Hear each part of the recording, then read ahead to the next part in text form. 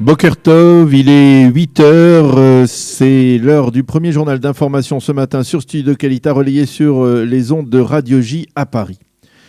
Nouvel acte antisémite apparemment dans la localité à majorité juive de Monsey, près de New York, aux États-Unis. Selon des premières informations, un homme brandissant une hachette a pénétré dans une salle dans laquelle des chassidim participaient à un allumage des bougies de Hanouka par le Hadmour, le leader de cette cour chassidique. 5 personnes auraient été blessées, certaines seraient dans un état critique. Les forces de police se sont déployées massivement sur place. On ne disposait pas d'informations précises sur le sort de l'agresseur, mais apparemment, il y a quelques instants, la police l'aurait arrêté à Manhattan. La procureure de l'État de New York, Laetitia James, a affirmé qu'il n'y aura aucune tolérance pour des actes de haine tels que celui-ci. Le consul général d'Israël à New York, Danny Dayan, a affirmé que les mobiles de cette agression paraissaient clairs, mais qu'il était impossible de déterminer en toute certitude s'il s'agissait là d'un acte antisémite. Il a souligné que durant Hanouka, il y avait eu au moins 9 actes antisémites à New York et il a affirmé que les rues de Brooklyn, je le cite, n'étaient plus sûres pour des juifs orthodoxes. Il a même souligné avoir évoqué ce dossier il y a 2 jours avec le commandant en chef de la police de New York. Il faut rappeler qu'il y a 1 mois à peine, un habitant juif orthodoxe de cette même localité de Monsey avait déjà été poignardé. La police avait alors affirmé qu'elle ne disposait pas de preuves permettant d'établir qu'il s'agissait d'un acte à caractère antisémite.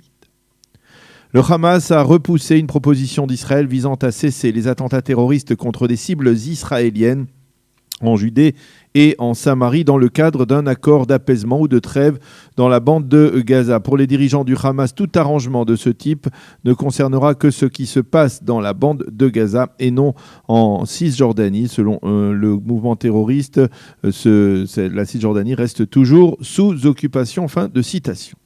Ceci étant, le cabinet restreint pour la sécurité nationale se réunira aujourd'hui pour débattre d'une proposition du ministre de la Défense, Naftali Bennett, visant à geler une partie des arriérés de TVA qu'Israël prélève pour les Palestiniens. Il s'agit d'une somme de près de 150 millions de shekels qui correspond au montant consacré cette année par l'autorité palestinienne au salaire remis aux familles des terroristes. Autre dossier qui sera débattu lors de la réunion du cabinet restreint pour la sécurité nationale, justement donc un accord qui semble se préparer entre Israël et le Hamas, accord de trêve prolongé dans la bande de Gaza.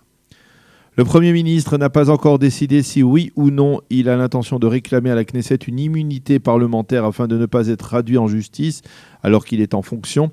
M. Netanyahou a jusqu'à mercredi pour déposer une telle demande et l'on estime que c'est ce qu'il devrait faire et de facto, et ce en dépit de sa promesse à la veille des précédentes élections de ne pas réclamer une telle immunité.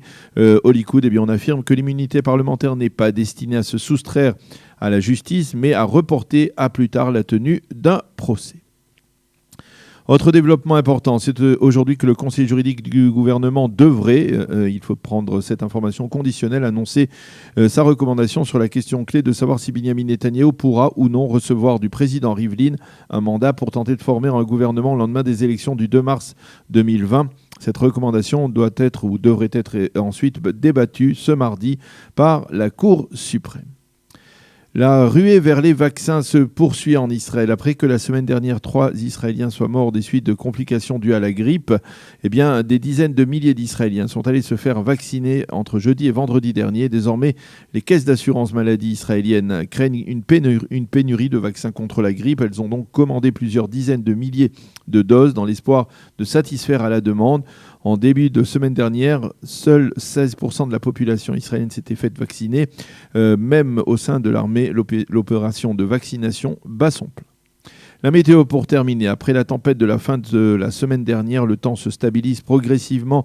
Les experts de la météorologie nationale israélienne confirment que des records de précipitations ont été battus durant les 2 journées de la tempête, en particulier donc jeudi et vendredi dans le nord du pays. Plus de 220 mm de pluie sont tombés sur le nord du plateau du Golan. Conséquence directe, le niveau du lac de Tibériade a augmenté ces derniers jours de 20 cm, ce qui est considérable. Les températures seront en légère hausse. Aujourd'hui, il fera 12 degrés à Jérusalem, 18 à Tel Aviv et 22 degrés à Eilat. C'est la fin de ce premier journal d'information sur Studio Qualité.